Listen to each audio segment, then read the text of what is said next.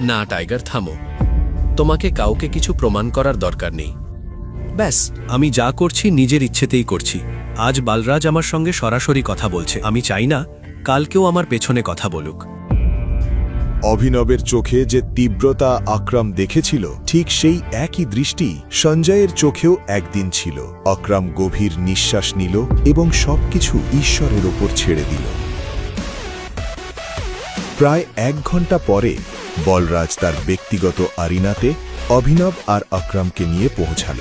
এটাই সেই আরিনা যেখানে বলরাজ প্রায়ই লড়াই করত। সেই বিশাল আরিনাতে 3 জন ছাড়া আর কেউ ছিল না। আর একবার ভেবে দেখো, আজ পর্যন্ত এই রিংয়ে আমি কখনো হারিনি।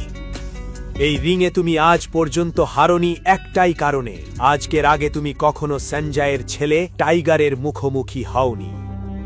তাহলে আকরাম, তুমি কাকে বেট করছো? আমাকে না ওকে? বোকার মতো কথা বলো না। টাইগার যখন সামনে দাঁড়িয়ে আছে তখন অন্য কারোর উপর বেট করা কি সম্ভব?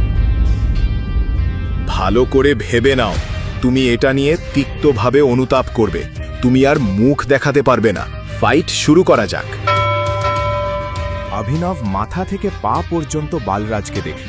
বালরাজ ছিল ভারী গড়নের, আর অভিনব ঠিক সেই ভারী দিকটাকেই আক্রমণ করার পরিকল্পনা করেছিল। ফাইট শুরু হল। বালরাজ যখন প্রথম পাঞ্চটা অভিনবের দিকে ছুঁড়ে মারল, অভিনব মুহূর্তের জন্য হতবম্ব হয়ে গেল। আর একটা কথা সব সময় মনে রেখো, শেষ নিঃশ্বাস পর্যন্ত ফাইট করবে। তোমাকে ফাইট করতেই হবে, বুঝেছো টাইগার? এটা কাকে নিয়ে এসেছে? এই ছেলে আমাদের উপর রাজত্ব করবে? হ্যাঁ, আমি তো বলেছিলাম যে কেউ এসে নিজেকে টাইগার বললেই আমরা মেনে নেব। একদমই না। Come on.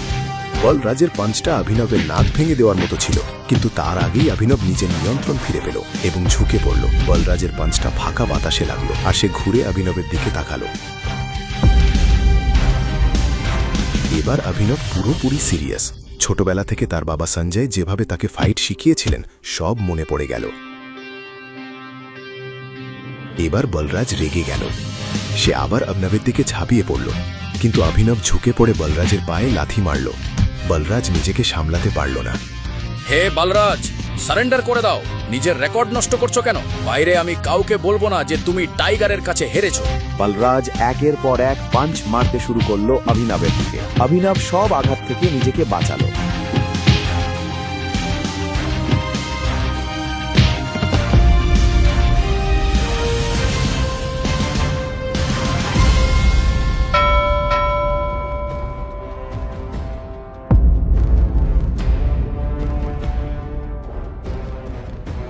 শেষে অভিনব বলরাজকে ছেড়ে রিংয়ের এক কোণে গিয়ে চুপচাপ দাঁড়ালো। বলরাজ খুব কষ্ট করে তার ভারী শরীরটা তুলল আর ব্যথায় কাতরাতে লাগলো। আকরাম, আমি জানি আজ তুমি খুব খুশি।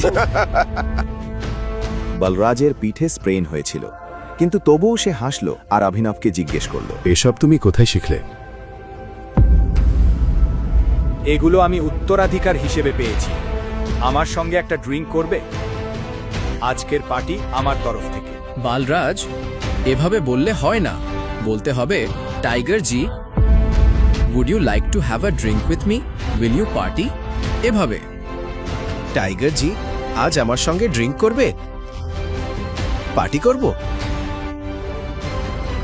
ওকে, রাইট। কেন নয়?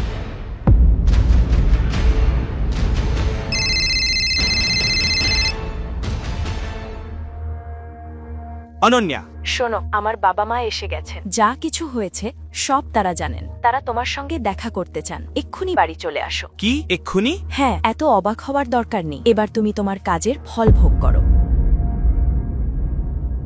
বাই দ্য ওয়ে, আকরাম, আকরাম, বলরাজ, আমি এখন তোমাদের সঙ্গে যেতে পারবো না। আমাকে বাড়ি পৌঁছাতে হবে। আমার ইনলজ হাউস।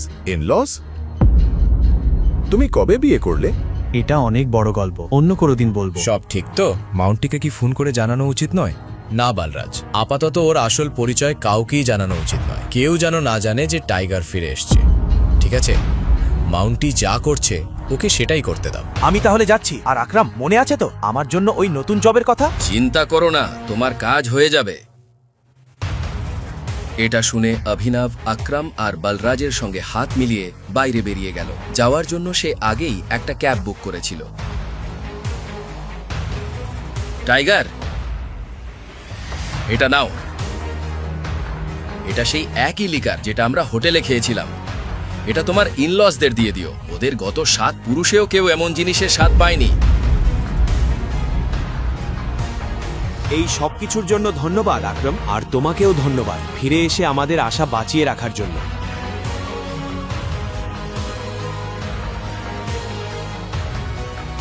এখন বেরোবে নাকি রিংয়েই দাঁড়িয়ে থাকবে? এসব জানতে শুনতে থাকুন রিটার্ন অফ টাইগার, শুধুমাত্র পকেট এফএম অ্যাপে। আর দ্য রিটার্ন অফ টাইগারের সব এপিসোড শুনতে বর্ণনায় দেওয়া লিঙ্ক থেকে পকেট এফএম অ্যাপ ডাউনলোড করুন।